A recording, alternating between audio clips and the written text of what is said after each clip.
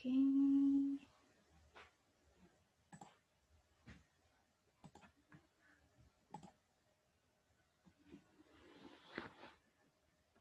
Jadi materinya ini adalah HKSA dengan bantuan komputer ya, Computer Aided Drug Design. Nah, jadi saya mengingatkan kembali apa itu HKSA atau ini sama dengan KISAR ya, Quantitative Structure Activity Relationship.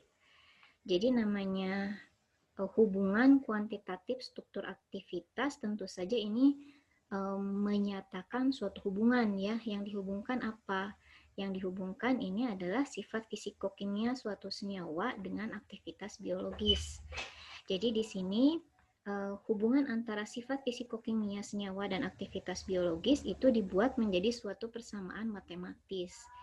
Jadi kalau dianalisis itu seperti halnya kita membuat kurva baku. Kurva baku antara konsentrasi dengan suatu respon instrumen, misalnya AUC atau absorban. Ya, jadi kita bisa mengetahui bagaimana nih hubungan antara absorban dengan konsentrasi. Sehingga ketika kita mengukur absorban sampel, itu kita bisa tahu berapa konsentrasinya. Nah, kalau di sini di HKSA, ini hubungannya antara sifat fisikokimia atau deskriptor dengan aktivitas biologis. Jadi kalau kita misalnya mendesain obat, kemudian kita tahu deskriptornya apa, ya berapa nilai deskriptornya, kemudian kita masukkan ke persamaan HKSA tersebut ya, persamaan matematis tersebut, maka kita bisa tahu aktivitas biologisnya. Jadi kurang lebih seperti itu ya analogisnya antara HKSA dengan kurva baku. Nah, di sini kita akan mengaplikasikan penggunaan software untuk pencarian deskriptor dan membuat persamaan garis. Nah, ini contoh persamaan garisnya ya. Kalau misalnya kita menggunakan bil kisar, nanti persamaan garisnya muncul seperti ini. Nah, di sini ini adalah sumbu Y-nya itu adalah aktivitas biologis. Aktivitas biologis bisa dinyatakan dengan efektif dose atau kalau misalnya untuk antioksidan ya itu IC50 ya. IC50 ini di sini aktivitasnya misalnya efektif dose.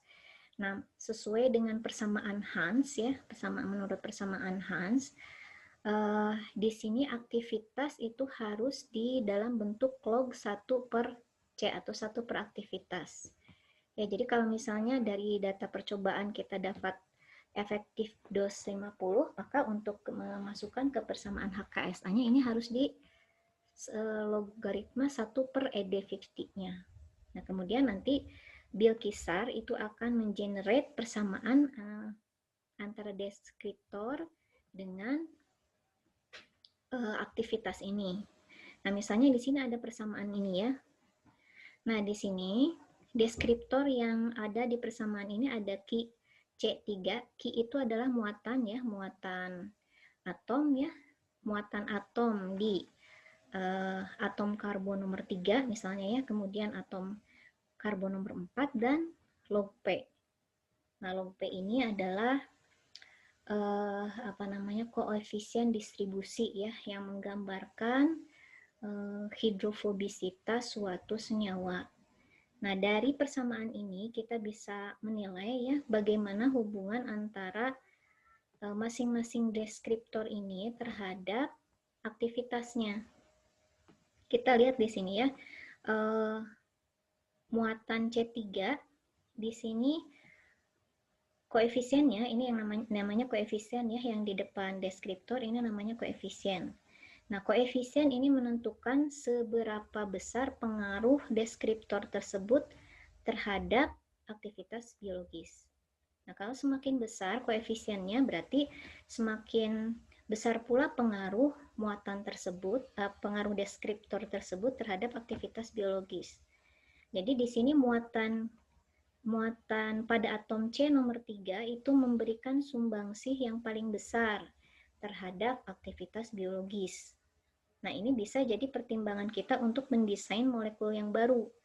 Jadi kalau kita ingin membuat molekul yang lebih poten dengan efektif dose yang lebih kecil, maka kita harus meningkatkan di sini muatan dari atom C nomor 3 ya, karena di sini paling besar kan pengaruhnya. Kita rubah muatan atom Ki C3 ini dengan sehingga Ki C3 ini lebih positif gitu misalnya ya. Misalnya dengan mensubstitusi dengan senyawa atau gugus yang penarik elektron sehingga KC3 ini positif muatannya, semakin positif semakin besar positifnya ini akan semakin besar pula aktivitas biologisnya. Ya, kurang lebih seperti itu ya. Nanti juga dari hasil perhitungan software ini kita dapat ini ya parameter-parameter lain yang bisa kita gunakan untuk menilai ya, menilai apakah persamaan ini layak digunakan atau tidak. Jadi HKSA ini dengan menggunakan HKSA ini kita bisa memodifikasi atau bisa menentukan deskriptor mana yang paling berpengaruh, kemudian kita bisa memodifikasi molekul itu dan menghitung kira-kira berapa aktivitas biologisnya. Begitu ya. Nah, untuk melakukan HKSA dengan bantuan komputer ini ada beberapa hal yang yang dibutuhkan ya. Yang pertama adalah struktur senyawa pemandu. Struktur senyawa pemandu atau turunannya ya, bisa kalau di HKSA mode lama itu senyawa pemandu dan aktivitasnya itu jelas harus diketahui ya. Tetapi kalau di HKSA kita hanya perlu mengetahui struktur dan aktivitas dari beberapa senyawa saja. Jadi kita buat persamaan dari beberapa senyawa tersebut, kemudian kita generate menjadi suatu persamaan matematis yang menghubungkan antara sifat fisikokimia dengan aktivitas biologis, kemudian kita desain molekul baru dan kita hitung aktivitasnya berdasarkan persamaan tersebut. Ya, bagaimana hasilnya. Jadi ini yang diperlukan ya. Kemudian struktur turunan dari senyawanya, kemudian aktivitas senyawa pemandu dan turunannya. Nah, ini aktivitas senyawa pemandu dan turunannya ini bisa digantikan dengan skor docking ya.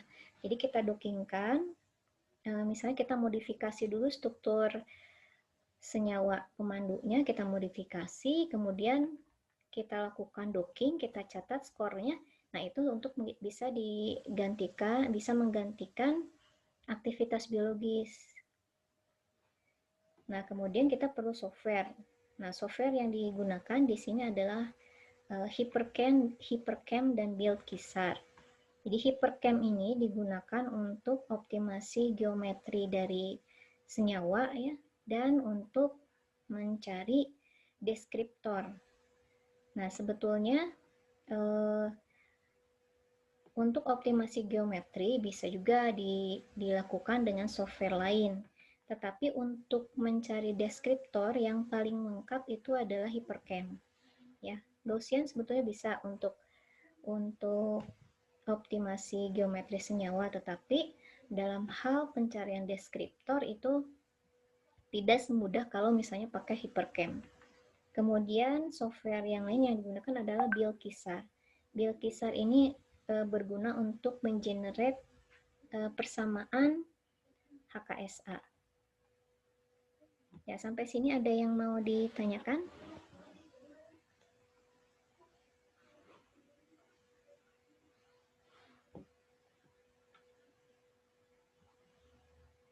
Oke, tidak ada ya. Oke, saya lanjut lagi.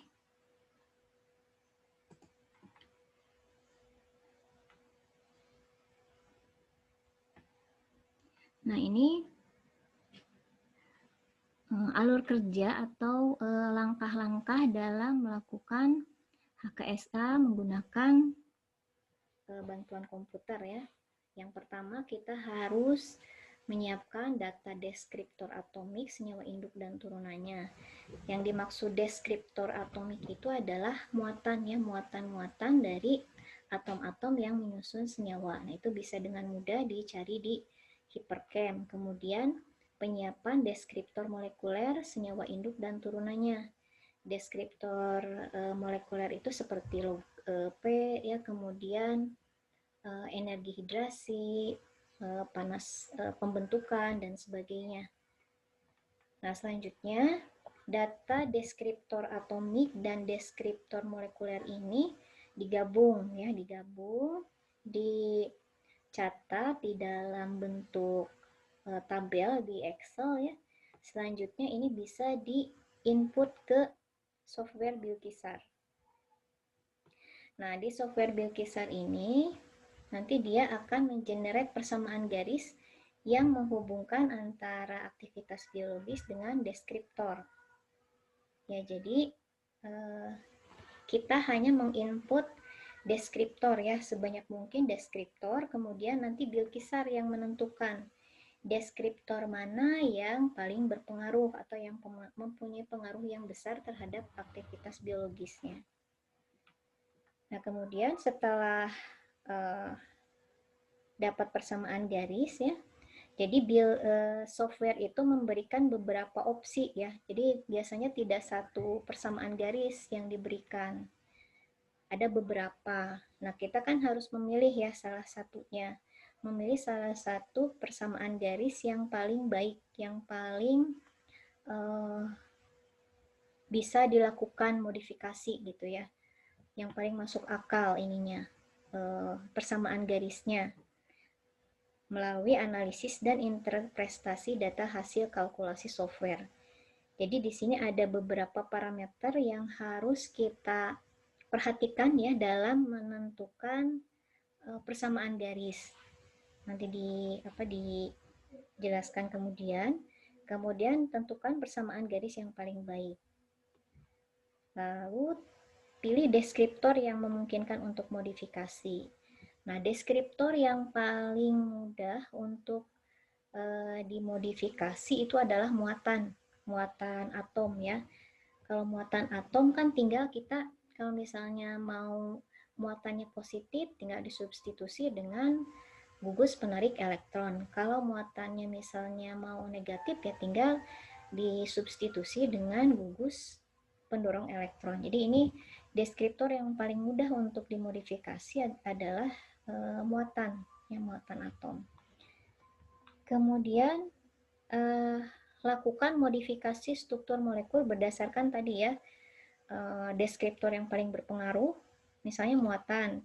Kita substitusikan ke gugus tertentu muatan yang substituen yang sifatnya penarik atau pendorong elektron, kita masukkan ke struktur tersebut.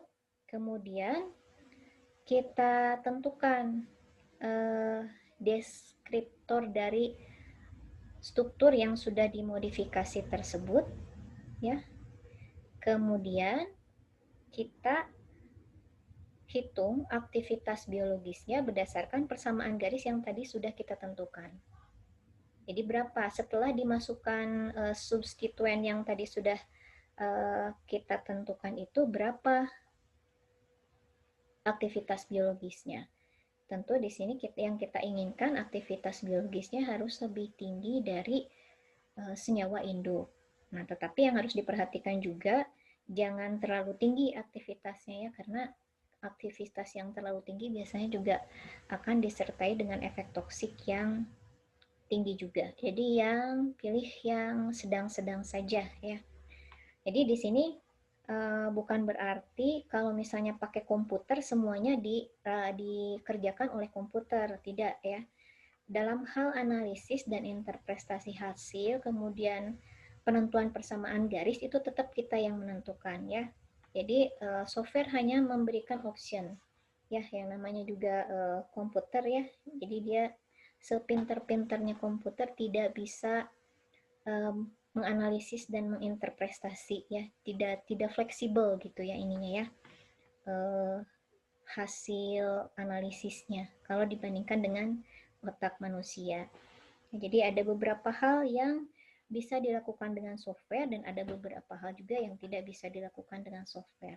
Di sini software hanya membantu mempercepat proses pembuatan persamaan garis. Oke, nah sampai sini ada yang mau ditanyakan? Jadi kalau misalnya nih sudah di tengah-tengah ya, Anda merasa bingung, kemudian kepala berkunang-kunang ya, berasap, boleh ngacung ya, boleh ngacung, break, atau misalnya udah dulu, oke ya, tidak apa-apa ya. Masih kuat nih? Lanjut? Lanjut, Bu. Bu. Ya. Oke.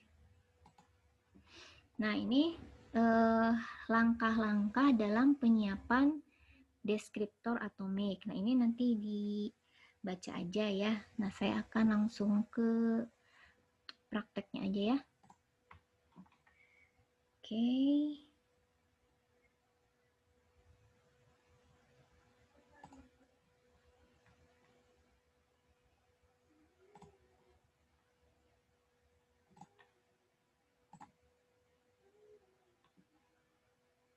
Sudah kelihatan belum? Ini screen-nya udah ganti?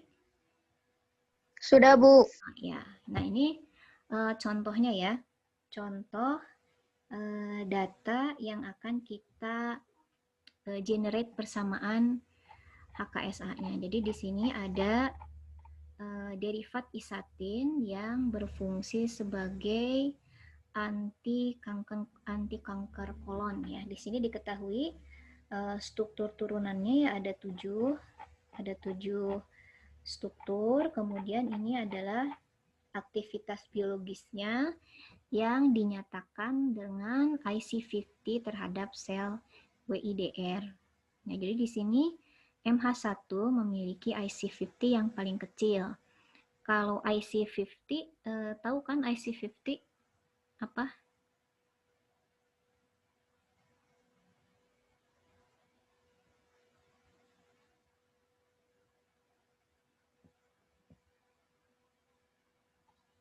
Jadi yang paling poten itu IC50-nya yang bagaimana? Yang besar atau yang kecil?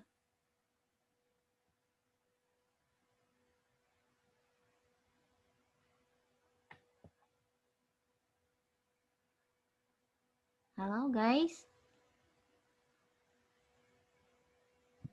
Besar, Halo. Bu. Paling kecil, Bu. IC50 tentu yang paling kecil ya. IC50 yang paling poten itu yang kecil. Kan inhibitory concentration. Ya, inhibitory konsentrasi artinya konsentrasi yang dibutuhkan untuk menghambat pertumbuhan sel. Semakin kecil konsentrasi yang dibutuhkannya, berarti semakin poten gitu. Dengan konsentrasi segini dia sudah menghambat 50% pertumbuhan sel WIDR gitu ya.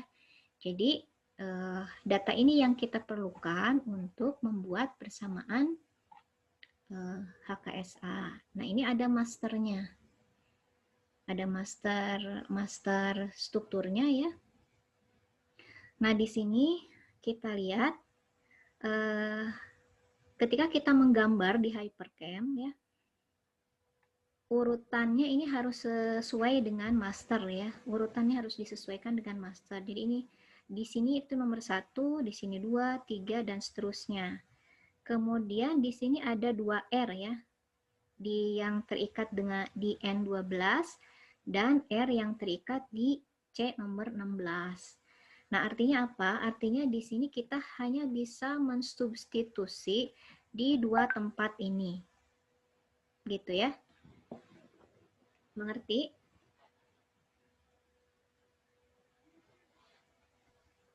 Bisa tolong diulang, Bu? Diulang dari yang mana? Yang master struktur ini. Nah, master struktur ini adalah struktur senyawa induknya ya. Struktur senyawa induk.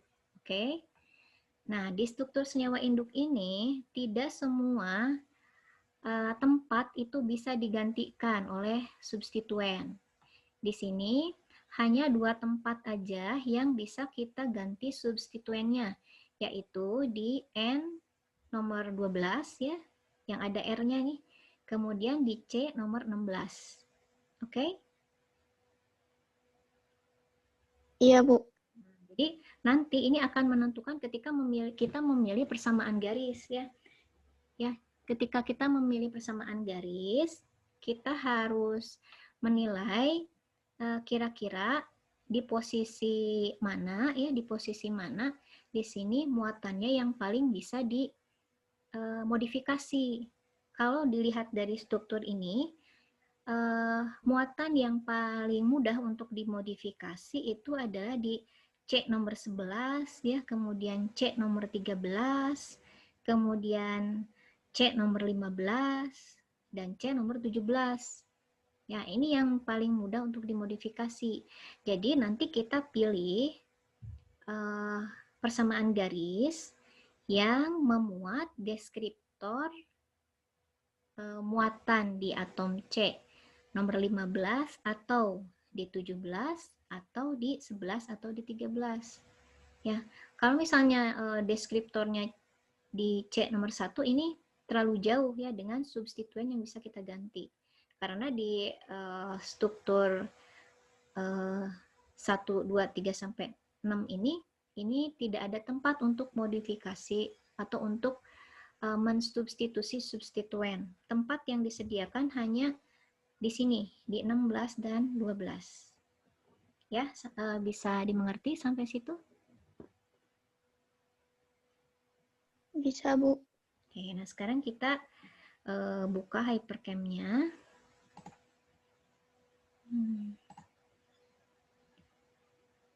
Nah, di sini layarnya yang kelihatan apa? Layar Word apa hypercam? Masih Word, Bu. Word, Bu. Oke. Sebentar.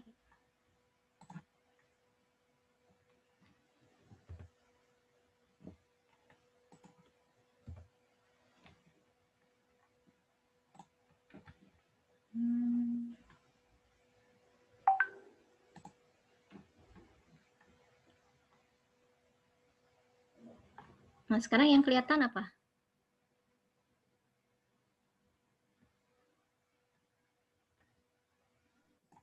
Belum ada ya? Belum, Bu. Belum ya?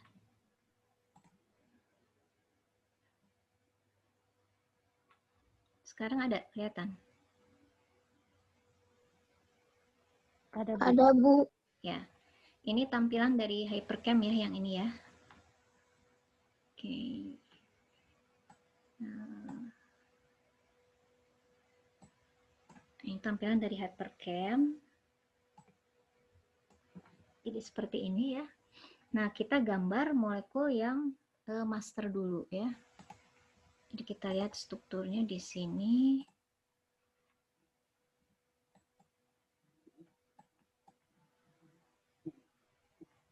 Sebentar.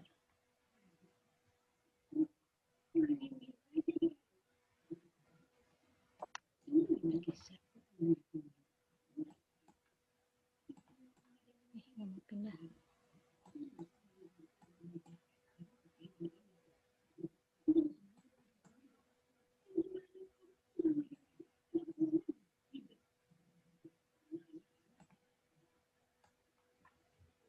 Kita gambar ya. Untuk menggambar kita klik yang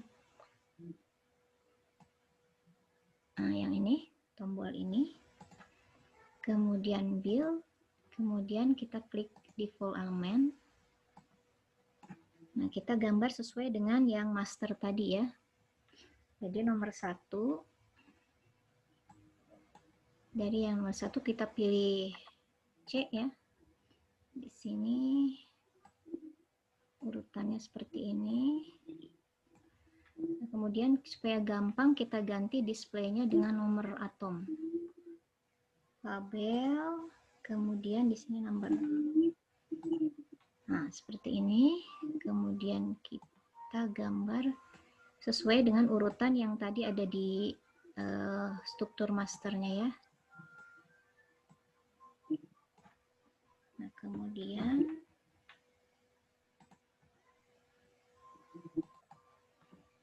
selanjutnya dari 6 ke sini.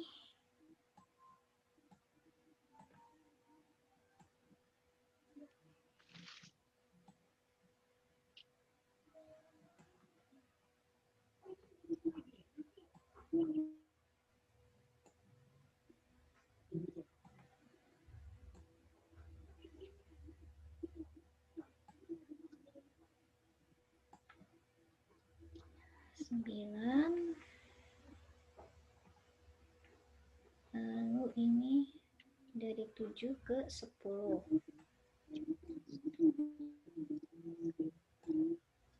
Ya, mau bisa Rana enggak? Ke 11. Mau.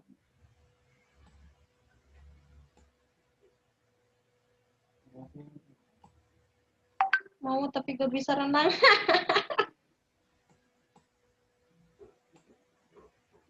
Kemudian 15.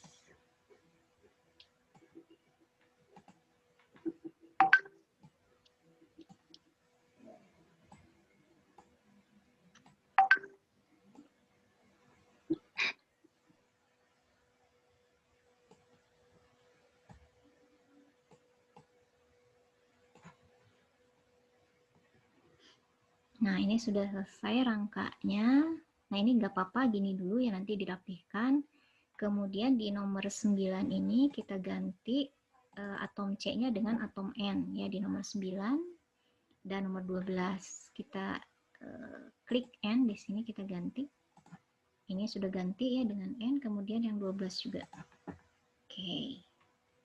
Nah, di sini kemudian di nomor 10 itu ada oksigen ya, hidroksil. Sini kita kasih. Nah, seperti itu. Selanjutnya karena ini master, di yang 12-nya kita isi, di 12 dan 16 kita isi dengan atom dengan CH ya. Atom C lagi di sini. Dan yang 16. Nah, kemudian ada ikatan rangkap di ini ikatan rangkap.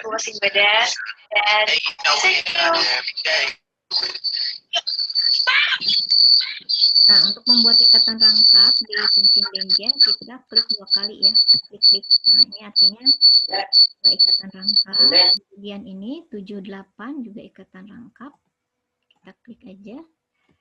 Kemudian di nomor 11 itu ada atom O ya, ikatan rangkap. Nah, kita klik lagi. Nah, ini ikatan rangkap. Lalu di benzen yang ini juga ini ikatan rangkap. Oh, salah.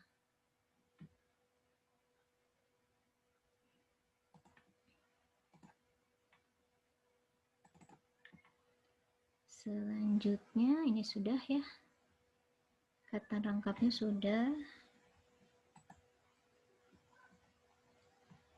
Oke, ya 11 12. Nah, selanjutnya ini sudah selesai ya gambarnya.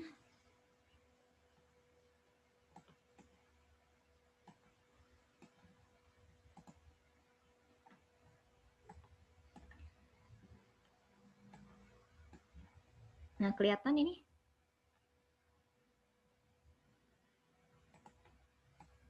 Kelihatan, Bu. Kelihatan, oke ya. Nah, ini sudah selesai. Selanjutnya kita rapihkan ya. Kita klik bil, kemudian add hidrogen. Nah, setelah itu kita klik lagi bil, kemudian nah ini. Ya, ini adalah struktur masternya. Struktur masternya seperti ini ya.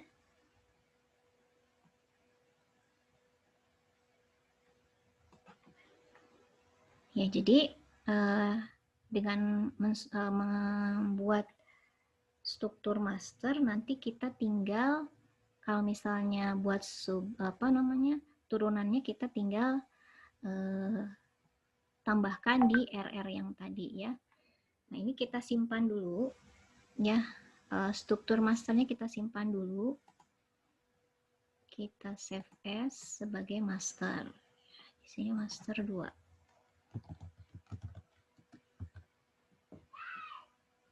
Save di sini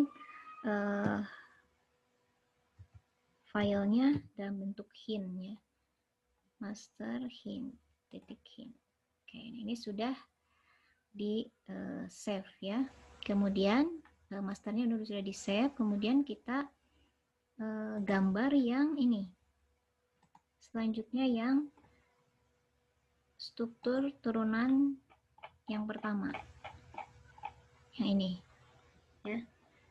Untuk turunan yang pertama di sini di R yang N12-nya ini H ya. Kemudian di sini H juga. Jadi kita untuk menggambar MH1 kita tinggal panggil yang tadi ya. Kita new, kemudian panggil lagi master 2. Nah, seperti ini. Nah, jadi kita ganti aja yang tadi ya.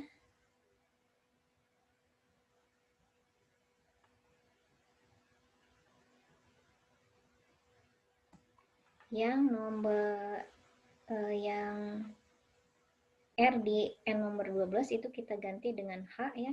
Demikian juga yang di nomor 16. Jadi kita, Halo Ibu. Ya. Oh, masih ini ya? Maaf Bu. Iya, belum muncul itunya Bu. Oh, belum muncul ya. Oke. Esa. Mana ini?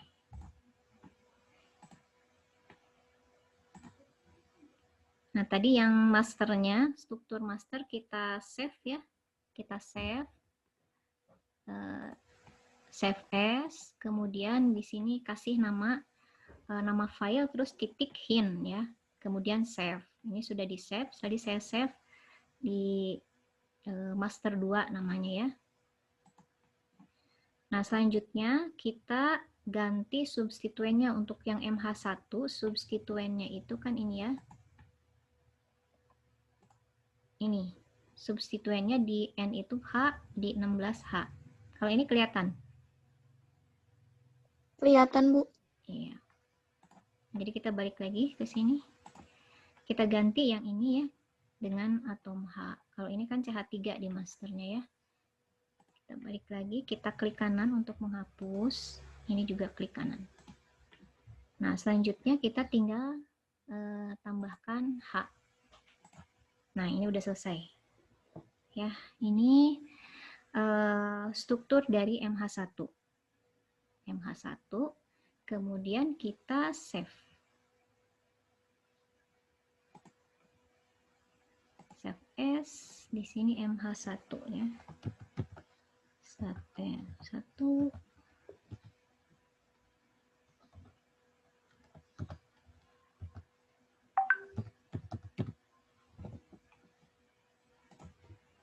Nah, sampai sini ada yang mau ditanyakan? Bisa diikuti tidak?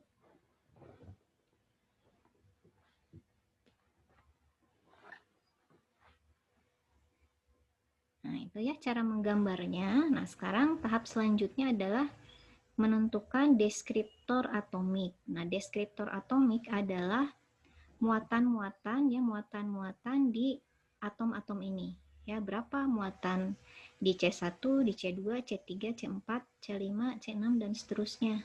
Ya, di N12 berapa muatannya. Nah, itu namanya deskriptor atomik. Nah, untuk itu kita harus mengoptimasi geometri dulu ya. Untuk mengoptimasi geometri, kita klik setup dulu, kita pilih metode apa yang dipakai untuk optimasi geometri. Nah, di sini saya pilih metode semi empirik dengan basis set PM3. Oke, kemudian klik compute. Compute, kemudian geometry optimization. Nah, ini nggak usah dirubah-rubah, tinggal di oke aja.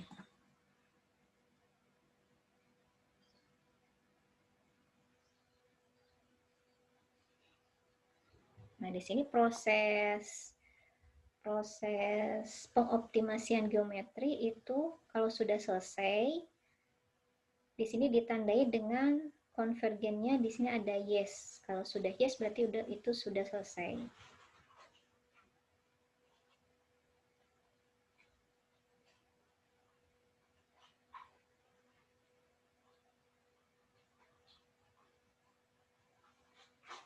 Nah, ini sudah yes, berarti sudah selesai. Nah, gimana kita cara mengetahui berapa, di sini muatan atomnya berapa. Ada dua cara ya. Yang pertama kita bisa pilih ini display, kemudian labels, kemudian charts. Nah, ini muatan-muatannya ya. Ini muatan di C nomor 1 misalnya. Nomor 2, 3, 4, 5, 6. Ya, ini nanti tinggal dicatat aja. Dicatat, kemudian setelah itu disimpan di Excel ya. Nah, kemudian cara yang kedua kita buat file lognya. Ya, file lognya caranya kita klik file dulu ya. Kemudian start log. Di sini kita kasih nama filenya apa. Ini kelihatan kan ya? Kelihatan atau enggak? Penampakannya gimana? Kelihatan, Bu. Kelihatan ya, saya ketik file ya barusan ya. Di sini kasih nama dulu MH1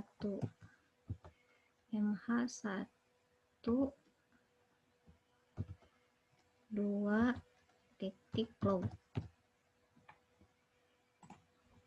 Nah, kemudian kita klik compute single point. Nah, kita tunggu sampai muncul kembali file ya. Kemudian ada ini. Nah, setelah muncul file lagi, muncul tulisan ini lagi, kemudian kita klik file, kemudian stop log. Nah, selanjutnya untuk melihat hasil dari perhitungan ini, kita buka yang filenya ya. Kemudian ini file lognya ini, kemudian kita buka di Notepad ya. Buka di Notepad. Nah, ini adalah hasil perhitungan yang tadi ya.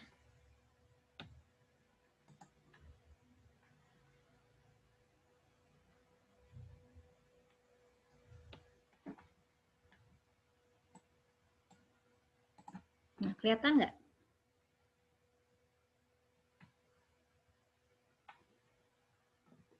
Bisa kelihatan notepad-nya? Tulisannya? Belum, Bu.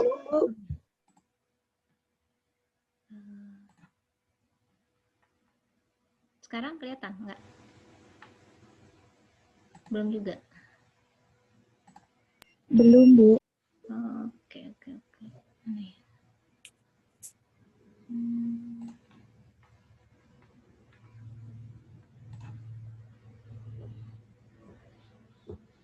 Ya, ini adalah hasil perhitungan yang tadi ya. Hasil perhitungan yang tadi ini ditabulasikan di sini. Nah, hasil perhitungan tadi itu menghitung ada total energi ya, energi total. Kemudian, nah ini termasuk juga deskriptor molekuler yang nanti dicari ya. Total energi, kemudian panas pembentukan atau heat formation itu kita ambil dari sini nilainya ya. Kemudian ini deskriptor atomiknya, muatan-muatannya. Nah ini ya. Ini adalah net charges and coordinates, itu menunjukkan muatan total dan koordinat dari senyawa itu pada sumbu X, Y, dan Z. Dan ini adalah massa atomnya. Jadi yang massa atomnya, yang nomor 1, ini massa atomnya 12, berarti nomor 1 ini adalah atom karbon ya. Atom C nomor 1, muatannya adalah min 0,09667. Gitu. Nah, kalau dari sini kita bisa langsung copy ya, nilai-nilai muatannya ini ke Excel. Kita catat muatan atom C sampai dengan yang 15 di sini ya. Di sini ada yang massnya 14, berarti nomor 9 ini adalah nitrogen. Nitrogen muatannya 0,285608. Kemudian yang 12 ini juga nitrogen, muatannya 0,037980. Ya, ini bisa di copy aja. di copy, kemudian ditampilkan di Excel, dicatat di Excel seperti ini.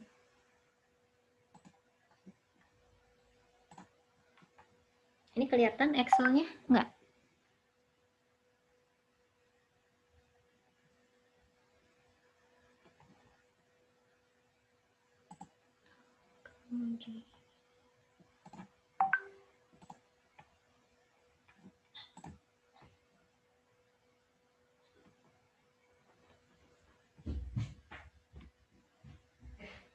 Oke ya, di sini Anda lihat hasil perhitungan muatan dan deskriptor molekuler yang sudah dihitung ditabulasikan, dicatat dalam Excel seperti ini ya. Jadi tadi yang saya hitung itu yang MH1 ya, yang MH1 kita masukkan muatan atom pada atom C1 pada C nomor 1 itu sekian. Ini dicatat ya, ini untuk MH2, MH3, MH4, MH5, MH6 sampai MH7. Semuanya kita buat tabel seperti ini ya. Jadi yang Ki C1 sampai Ki C18 kita masukkan di sini ya. Semuanya kita masukkan, kita gabungkan ya. Yang Ki ini adalah deskriptor atomik. Sedangkan yang lain-lain ya, ada E-homo, E-lumo, log-P, E-hidrasi, kemudian AMR, kemudian V, SA, dan ET, kemudian mu ya, ini mu, sama HF itu deskriptor molekuler. Jadi ini deskriptor atomik yang Ki, dan ini deskriptor molekuler. Ada E-homo, E-lumo, koefisien partisi ya, energi hidrasi, polaristabilitas, refraktibilitas molar, volume molekuler, luas permukaan, energi total, momen dipol, sama panas pembentukan. Nah, jadi yang dari tadi yang notepad tadi ya, kita copy ke sini. Di copy ke sini aja. Ya, kemudian untuk yang selanjutnya, molekul yang selanjutnya juga sama. Seperti itu caranya ya. Jadi misalnya untuk yang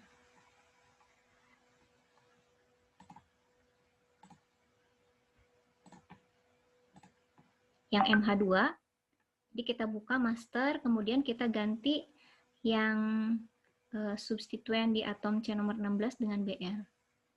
Kemudian kita hitung deskriptor atomiknya sama seperti yang tadi. Ya. Oke, ya sampai sini ada yang ditanyakan?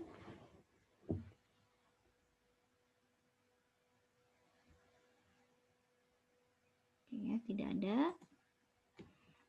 Kemudian Halo Ibu. ya. Ibu tadi itu yang dari notepad kan di copy di Excel. Terus tadi apa ya Bu? Kelewat yang tadi. Yang waktu pas masuk ke Word itu. Nah, waktu masuk ke Word ini. Nah, ini untuk yang MH2. Ini kan tadi yang MH1 ya.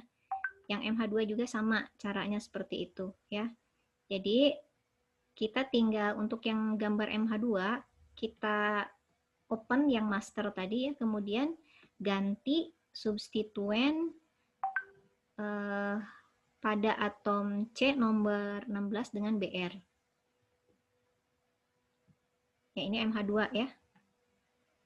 Kemudian yang MH3 ini C16-nya substituennya Br, kemudian di N12 itu metil.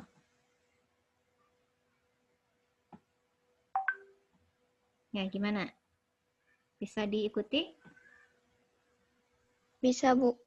Oke ya. Nah, kemudian hasilnya kita tabulasikan di Excel ya. Nah, di Excel nanti seperti ini. Ya, kurang lebih seperti ini. Ini dari MH1 sampai MH7 ya. Kita masukkan nih, Ki1 sampai Ki18-nya. Ki itu muatannya ya. Nah, kemudian IC50-nya dirubah jadi log per IC50 di sini ya. Jangan lupa aktivitasnya dibuat seperlog ya, seperlog aktivitas. Ya, jadi di sini IC50 rubah ke log 1 per IC50. Jadi 37 itu kalau dirubah jadi log 1 per 37, jadi nilainya min 1,5682. Nah, ini yang nanti kita inputkan ke bil kisar. Ya. Nah, sekarang tadi kita sudah selesai mencari deskriptor atomik. Nah, sekarang kita mencari deskriptor molekuler. Deskriptor molekuler ini ada E-HOMO, E-LUMO, koefisien partisi, energi hidrasi, polarisabilitas, reaktivitas polar, volume molekuler, luas permukaan, energi total, momen dipol, sama panas pembentukan.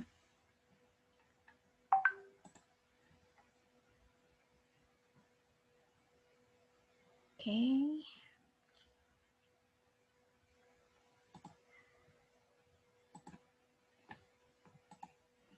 Nah, ini yang MH1 dulu ya. Kita cari deskriptor molekuler dari yang MH1. Nah, kemudian kita klik compute ya.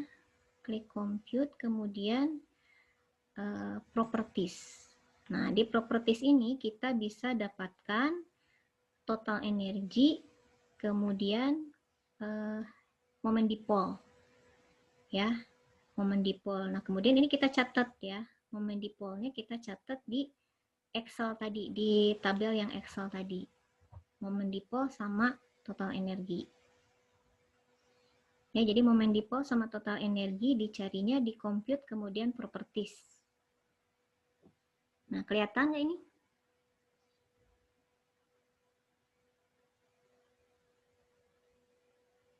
Ya, ini dicatat ya, karena ini nggak bisa di copy, jadi harus dicatat, baru nanti dipindahin ke Excel. Nah, selanjutnya untuk yang lainnya, deskriptor molekuler lainnya yaitu ada, ya salah. Nah, ini kita klik kisar properties. Nah, di kisar properties ini kita bisa mendapatkan muatan ya, muatan total, kemudian surface area, kemudian grid, dia surface area grid, volume, energi hidrasi, log P, refraktivitas, polarisabilitas, dan massa. Jadi untuk mengetahui deskriptor ini nilainya berapa, kita tinggal klik misalnya ini ya, partial charges, kemudian klik compute. Ini 0 ya muatan totalnya. Kemudian ini surface area-nya. Nih, 316,14. Jadi surface area itu ini panas pembentukan. Oke. Nah, lagi.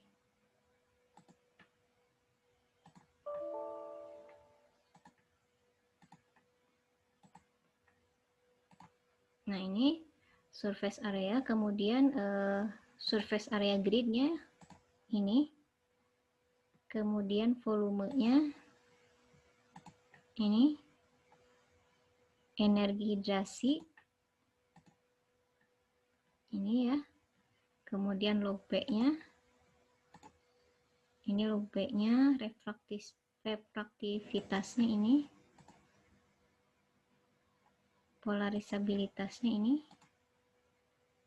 ya massa nggak usah, ya ini massa juga bisa dicari sebetulnya, ini ya. Nah, itu deskriptor molekuler yang surface area, volume, kemudian energi hidrasi, log P, refractivity, polarisability, ini dicari di sini ya. Nah, ada yang mau ditanyakan?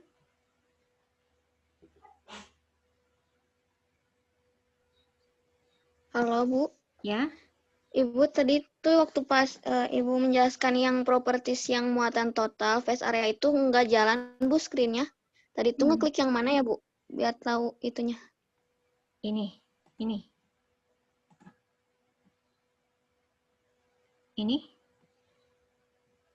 Klik compute. Partial charge, compute. Atau yang mana? Yang ini? Yang ini atau yang mana?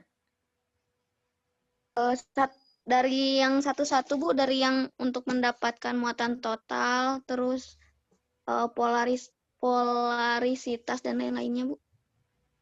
Nah ini.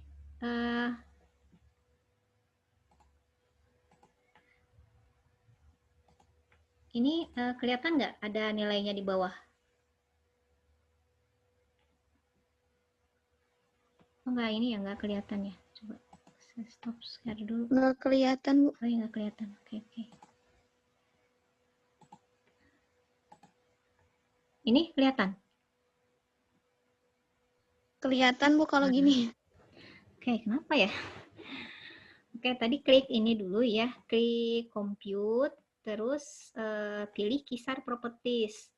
Nah, nanti ada option seperti ini ya. Ada jendela kayak gini. Nah, kita tinggal klik-klik aja deskriptor mana yang mau kita cari. Misalnya untuk surface area, di sini kita tinggal klik di sini, kemudian compute. Nah, ini ada nilainya ini ya.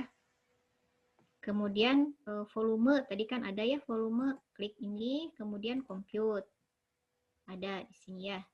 Kemudian energi hidrasi, klik energi hidrasi, compute. Kemudian log P, compute. Seperti itu. Ini ya. Kemudian ini, polarisabilitas. Dan ini untuk tahu masanya. Ya, jelas sampai sini? Jelas Bu. Nah, jadi tadi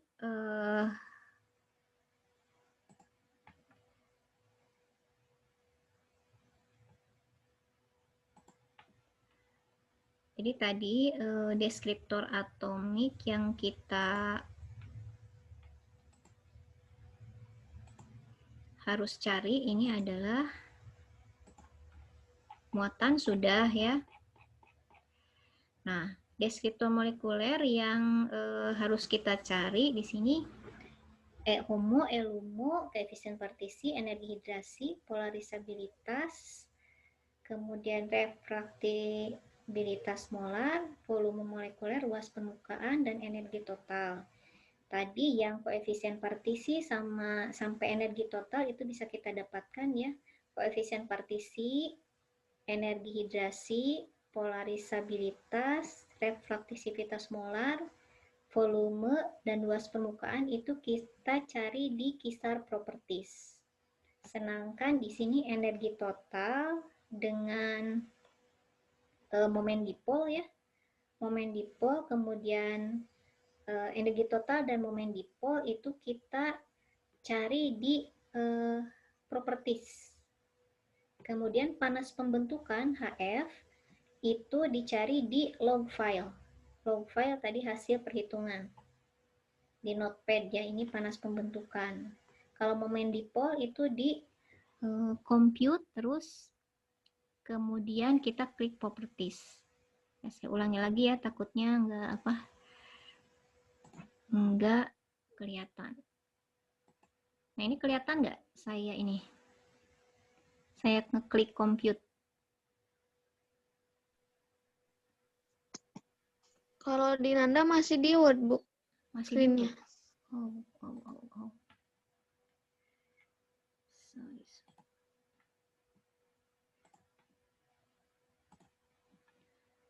Nah, sekarang kita cari ini dulu ya, momen dipol sama energi total itu dicarinya di sini. Ya.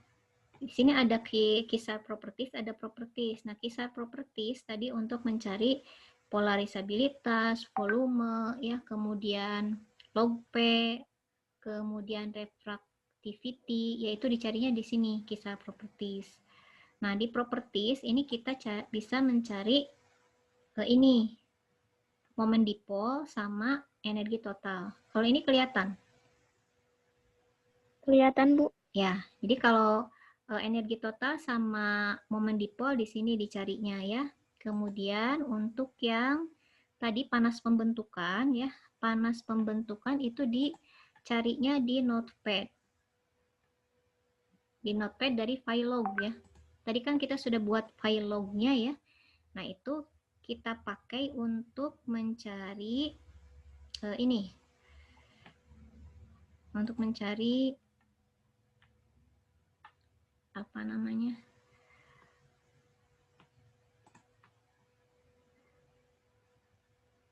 Ada di sini ya.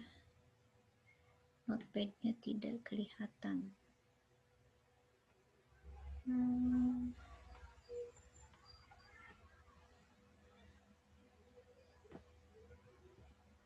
Nggak kelihatan ya notepad-nya.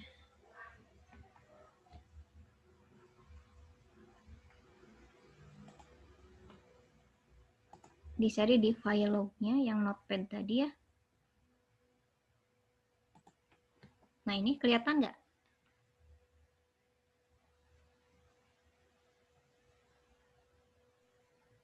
Layarnya berganti atau tidak?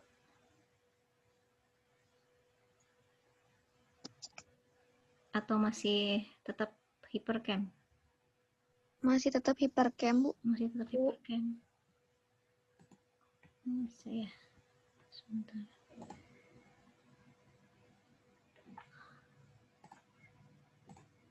Nah, kalau ini sekarang?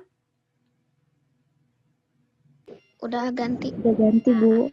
Oke ya, nah sekarang dari sini, dari file log tadi, ini kita bisa dapat energi total ya. Nah, ini dicatat, terus pindahin ke Excel. Sama panas pembentukan HF. Nah, ini nilainya di copy ke Excel. Ya, jadi nanti dibikin tabel seperti ini.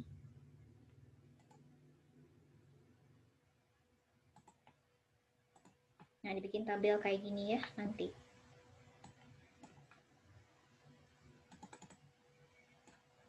Nah, sebagian besar sudah dihitung ya. Tinggal ini E-HOMO dan E-LUMO. Ini gimana mencarinya?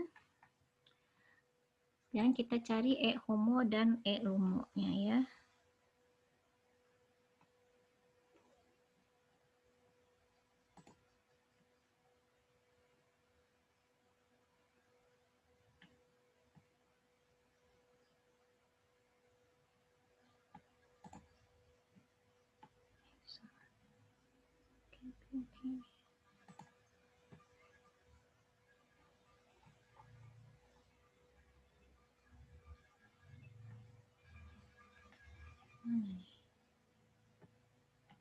Sebentar.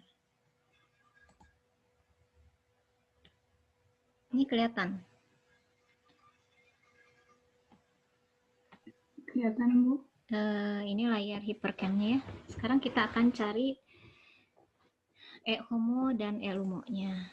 Caranya compute, kemudian single point, kemudian kita klik orbital.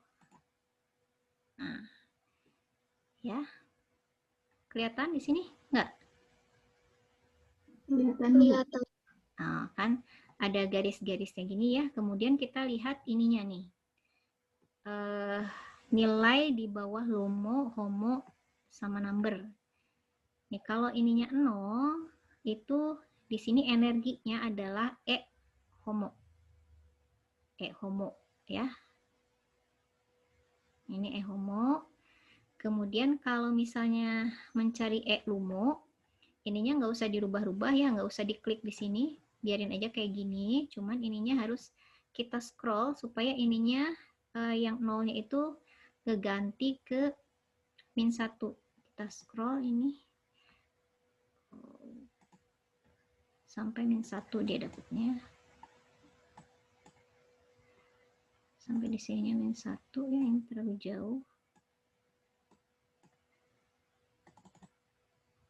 Oh, terlalu jauh ya. Kita ulangi lagi aja. Ini nilai E homonya, kemudian kita geser sampai -1.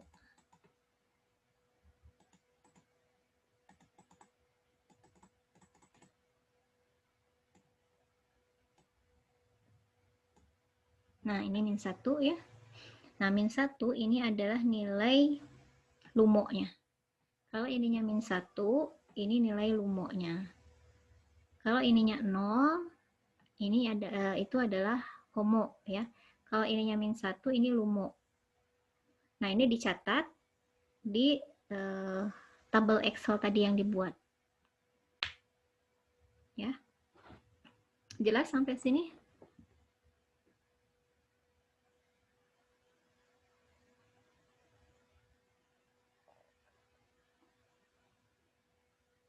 Ada yang mau ditanyakan? Ibu mau nanya, Ya. kalau tadi tuh waktu pas di Notepad itu kita ngambil 2 data yang apa Bu tadi? Kita ngambil total energi, heat of formation, sama muatan. Muatan di atom yang 1 sampai 15. Sampai 18 ya muatannya.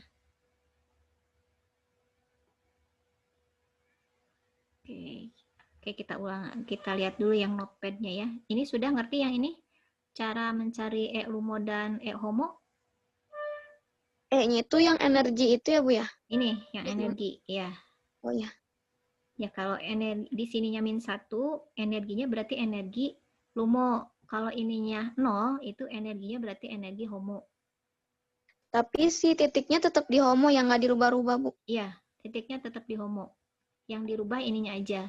Merubahnya dengan geser-geser yang ini. Pitanya digeser sampai ini rubah ke -1. Oke, jelas? Jelas Bu. Oke ya, jadi saya ke yang tadi lagi ya, apa sih notepad-nya.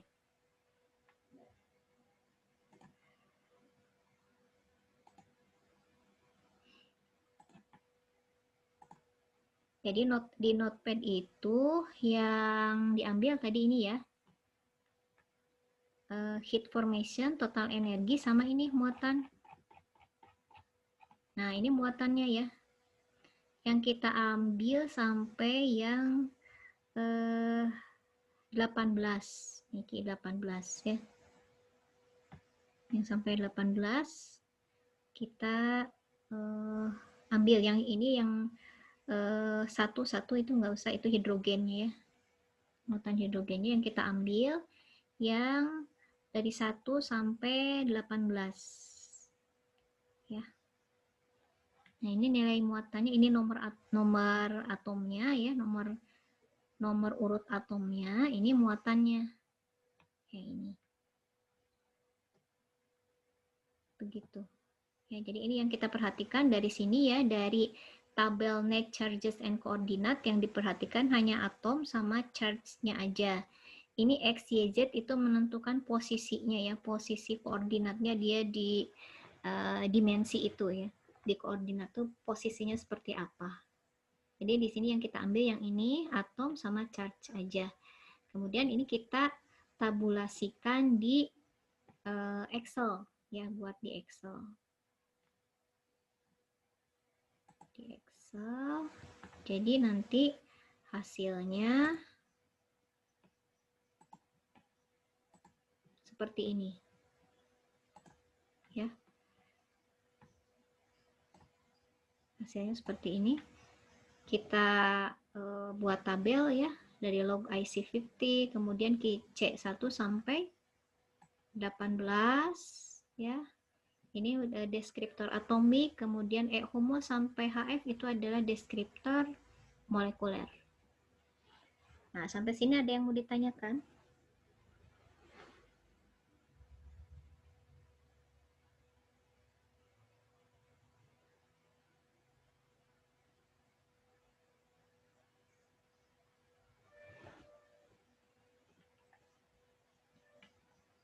Tidak ada? Masih kuat? Ini lanjut atau sudah ngebul?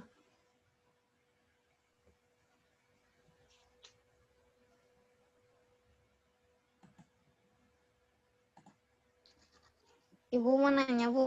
Ya, Kalau step-step ini ada di PPT-nya nggak, Bu ya? step-stepnya ada di Oh PPT, iya. tapi ada yang tidak bisa saya tuliskan di PPT gitu ya. Jadi Anda harus combine ya antara PPT dengan rekaman gitu. Ya di situ stepnya ada, cuman langkah detailnya bisa dilihat di rekaman gitu ya. Jadi nanti saya rekam kan ya, nanti rekamannya saya kasih untuk belajar. Anda kompilasikan antara PPT dengan yang ada di rekaman. Kalau di PPT itu kan singkat ya. Nah, kalau mau tahu detailnya ya dilihat di rekamannya.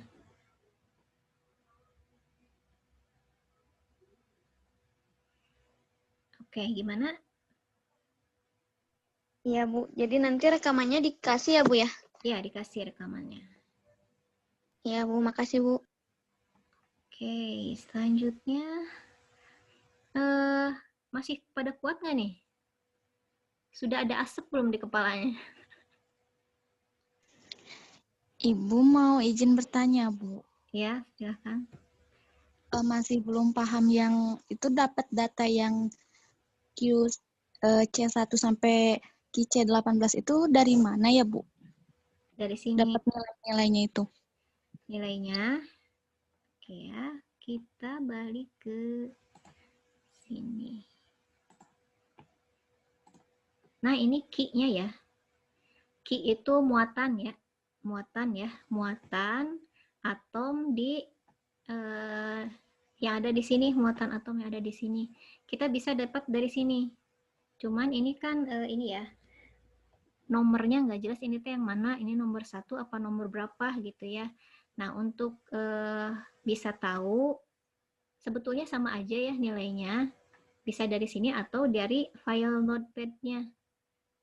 Nah, kenapa bisa ada apa muatan-muatannya gini? Ini muatan-muatan ini didapat setelah kita menghitung mengoptimasi geometri. Ya, kalau geometrinya belum dioptimasi, ini muatannya 0 semua. Nah, tetapi setelah dioptimasi geometri, maka kita dapatkan bahwa muatan atom di posisi yang berbeda itu berbeda-beda. Ya, beda-beda tergantung dari lingkungannya. Nah, itu yang kita masukkan ke QC1 sampai 18, QC18. Ya, atau kita bisa juga lihat di notepad-nya.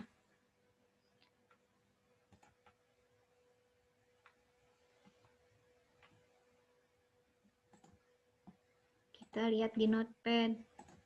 Nah, ini ya untuk mengisi Q1 ini untuk yang MH1 ya. Jadi untuk yang lainnya prosedurnya sama. Ini saya contohkan cuma satu aja. Untuk yang lainnya Anda silahkan lakukan sendiri di rumah ya. Ini dengan selain dari cara yang tadi, bisa juga dari yang file log di notepad. Tadi kan buat file log ya. Nah, ini hasilnya. Kita bisa ambil data dari file log ini untuk muatan dari yang nomor 1 atau nomor 1 sampai nomor 18. Ini muatannya ya. Kita masukin nih. 1 C1 itu min 0,9667. Masukkan ke Excel, ke tabel Excel yang tadi ya. Yang tadi seperti yang saya contohkan tadi. Sampai yang 18.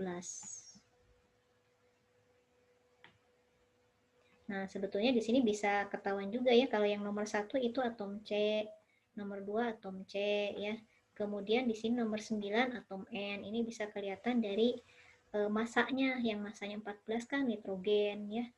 Kemudian yang nomor 12 ini nitrogen. Kemudian yang sampai 18 itu adalah atom karbon. Ini yang 20, 21 tidak usah kita ambil karena itu muatan dari substituen. Yang 23 sampai 32 juga kita tidak usah ambil karena itu muatan dari atom hidrogen.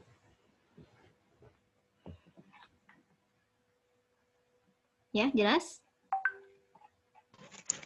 Iya, Bu. Nah, Bu, yang QC1 sampai QC8 itu dari struktur MH1 aja, Bu. Iya.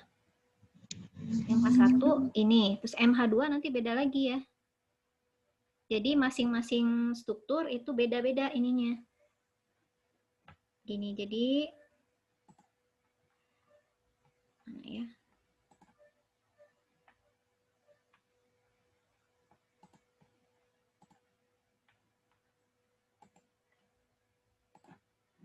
Nah, Anda lihat ininya, data Excel-nya di sini, kelihatan? Kelihatan, Bu. Nah, yang ini, jajaran yang ini untuk MH1. Sejajar IT, MH1 semua ya. Ini MH1.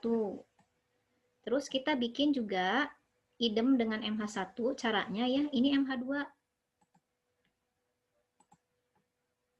Nah, yang merah ini adalah MH2 dan seterusnya ini sampai MH7. Tadi kan ada 7 senyawa ya. Gitu.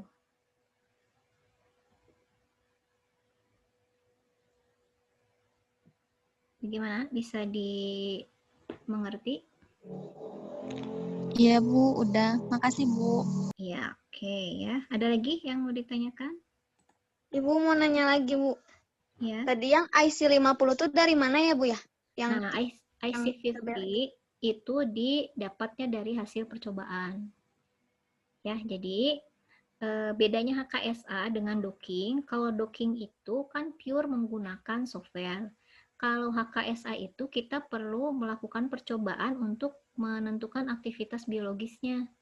Jadi aktivitas biologisnya itu hasil dari percobaan di laboratorium gitu, IC50-nya itu. Atau ED50-nya itu didapat dari hasil percobaan di laboratorium. Tetapi ya, bedanya dengan pencarian obat konvensional, di sini kita hanya perlu sedikit mensintesis dan menentukan aktivitas farmakologis.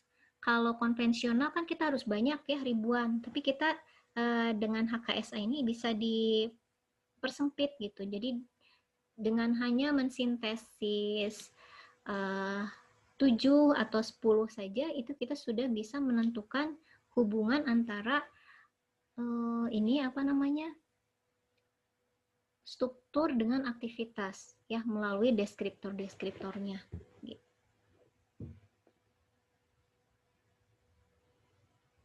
Ya, jelas ya. Nah, tetapi IC50 aktivitas biologis ini bisa juga dimodifikasi dengan menggunakan skor docking.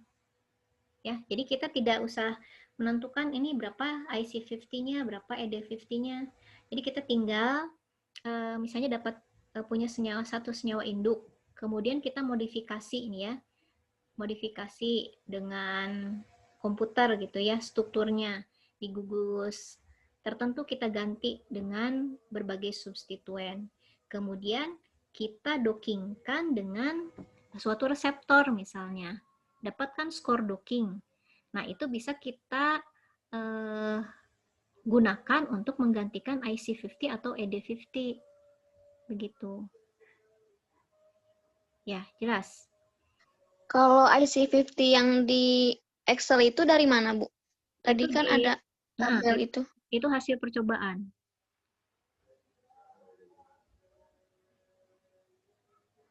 Hasil percobaan bukan dari ini ya, bukan dari hasil komputasi. Kalau itu mah aktivitas biologisnya IC50, ED50 itu dicoba di laboratorium ya. Itu hasil wet lab. Ngerti nggak? Oh iya, Bu. Jadi kalau nanti dapat soal tuh udah ada itunya berarti, Bu? Udah ada IC50-nya? Iya, sudah ada IC50. Ya.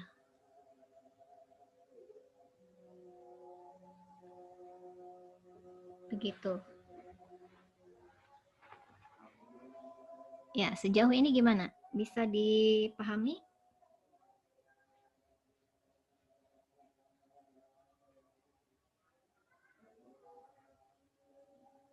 Jadi hari ini kita sudah belajar bagaimana mencari deskriptor atomik dan deskriptor molekuler ya, dengan menggunakan software. Nah, untuk membuat persamaan kita harus menginputkan data yang kita dapat tadi ke Bilkisar. Ya, tetapi karena ini sudah hampir jam 12 ya, kita waktunya sampai jam 12 kan ya, sehingga mungkin untuk masuk ke Bilkisarnya kita tidak lakukan hari ini. Mungkin untuk pertemuan selanjutnya ya, karena ada satu kali pertemuan lagi ya kalau nggak salah ya. Mungkin akan dilanjutkan minggu depan gitu ya, untuk menginputkan data yang tadi kita dapatkan ke software Bilkisar. Nah, sampai sini ada yang mau ditanyakan nggak? Ibu, maaf, Afila izin bertanya, tapi di luar materi yang hari ini, Ya. kemarin kan kelompok Afila udah nyobain validasi 1 KNU, tapi RMSD-nya dapatnya paling kecil cuma 6. Oh, jadi ini harus, itu sudah dicoba semua? Sudah, Bu. Nggak ada yang, itu kan ada 10 konformasi ya? Iya, ada 10. 10 konformasi itu sudah dicoba satu-satu? Sudah, Bu. Nggak ada yang mendekati? Nggak ada. Nah, berarti itu ada sesuatu di proses pengerjaannya. Ya, jadi diperhatikan step-stepnya, ya, diulangi lagi, coba ya diulangi lagi. Jangan sampai ada yang terlewat ya, atau ada yang salah pilih konformasi ya. Kalau salah pilih konformasi bisa aja salah gitu ininya ya pada saat penghitungan RMSD-nya. Seperti itu. Ada lagi yang bermasalah? Makasih, Ibu. Oke ya, nanti kalau misalnya masih ada kesulitan, nanti bisa japri aja ya, kita kerjakan sama-sama. Siapa tuh ada yang terlewat gitu ya. Kalau terlewat sedikit ya ini ya, apa namanya, hasilnya kemungkinan tidak sesuai dengan yang diharapkan. Seperti itu. Kalau yang lainnya ada kesulitan pada saat docking?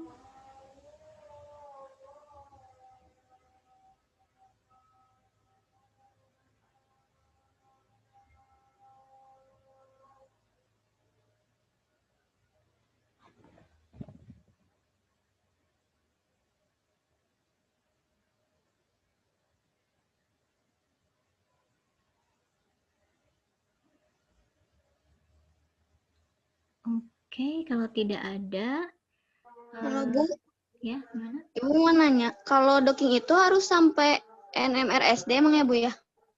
Ya, kita Kalau kemarin mah kelas B mah perasaan cuma sampai tingkat energinya aja Bu. Yang waktu pas kita masuk ke apa sih? Pakai yang komen prom itu loh Bu. Kan dapat si posisinya tuh ada berapa posisi, cuma sampai situ aja. RMSD-nya nggak dihitung? Enggak, belum sampai sana. Oh, jadi ketika kita mau menggunakan suatu sistem reseptor dengan ligan ya untuk menguji aktivitas ligan lain terhadap reseptor tersebut, maka sistem reseptor dengan ligan tersebut harus divalidasi dulu, yaitu dengan cara menghitung nilai RMSD-nya. Kalau nilai RMSD-nya itu kurang dari 2, itu maka dikatakan valid ya struktur antara ligan dengan reseptornya, dan kita bisa gunakan untuk mendokingkan dengan ligan lain. Nah, tetapi kalau misalnya RMSD-nya lebih dari 2, itu tidak memenuhi persyaratan untuk dilakukan docking. Jadi kita pilih sistem reseptor ligan yang lain seperti itu. Jadi RMSD itu perlu untuk memvalidasi docking ya, apakah hasilnya nanti pada saat docking itu valid atau tidak. Jadi kita perlu dihitung RMSD-nya. Kalau cara ngitungnya gimana, Bu? Kalau cara ngitungnya, nah itu berbeda-beda ya, tergantung dari metode docking yang Anda gunakan. Ya. Ini masih gimana? Masih mau lanjut atau tidak? Atau Anda bisa lihat rekaman yang docking yang saya terangin mungkin ya. Nanti saya share aja materi-materinya. Ya, jadi Anda bisa lihat-lihat ya. Bisa lihat-lihat caranya seperti apa, kurang lebih seperti apa. Jadi metode docking itu kan banyak ya, ada yang pakai autodock, ada yang pakai gold, ada yang pakai Vina misalnya ya. Nah itu beda-beda cara menghitung RMSD-nya. Kalau saya pakai plans ininya, dockingnya, visualisasinya pakai dipplot. Ya itu bisa berbeda ya. Nanti bisa dibandingkan aja. Kalau Vina berarti dilihat apa namanya, visualisasinya pakai apa? Visualisasi hasil dockingnya.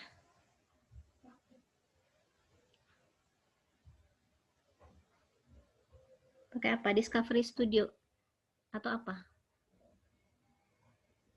Kemarin sih pakai Discovery, Bu. Nah, itu biasanya bisa dihitung RMSD-nya. Iya, tapi kalau kemarin belum sampai perhitungan itunya, Bu. Oh ya, berarti jadinya. nanti ditanyakan aja ke Bu Tata atau Pak Kardian ya. Gimana kalau misalnya pakai Discovery Studio, cara menghitung RMSD-nya bagaimana? Nanti bisa Anda bandingkan juga dengan yang saya lakukan gitu ya, sebagai pembandingan. Jadi bebas aja ya, docking mah mau pakai apa aja bebas. Cuman kalau yang autodock Vina itu karena gridnya bisa beda-beda ya, antara satu orang dengan orang lain itu bisa beda-beda kan, nah, karena diatur oleh yang mengoperasikan. Kalau di plan itu gridnya sudah diatur oleh software, jadi siapapun yang ngedocking asalkan sistemnya sama ya hasilnya pasti sama. Kalau yang Vina itu pasti beda-beda karena kan gridnya ngaturnya beda ya, seperti itu. Oke ya.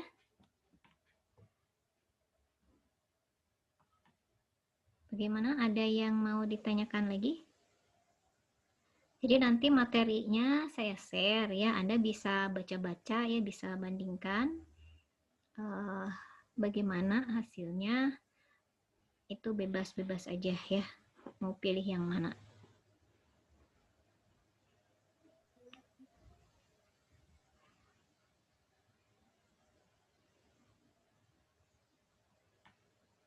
Oke ya, mungkin kalau tidak ada yang bertanya lagi, untuk materi ini untuk hari ini materinya sampai perhitungan deskriptor aja paling ya. Nanti untuk input data ke biokisarnya kita lanjutkan minggu depan ya. Oke, setuju? Setuju, Bu. Oke ya. Jadi untuk hari ini saya cukupkan sampai di sini. Terima kasih perhatiannya, terima kasih sama semuanya.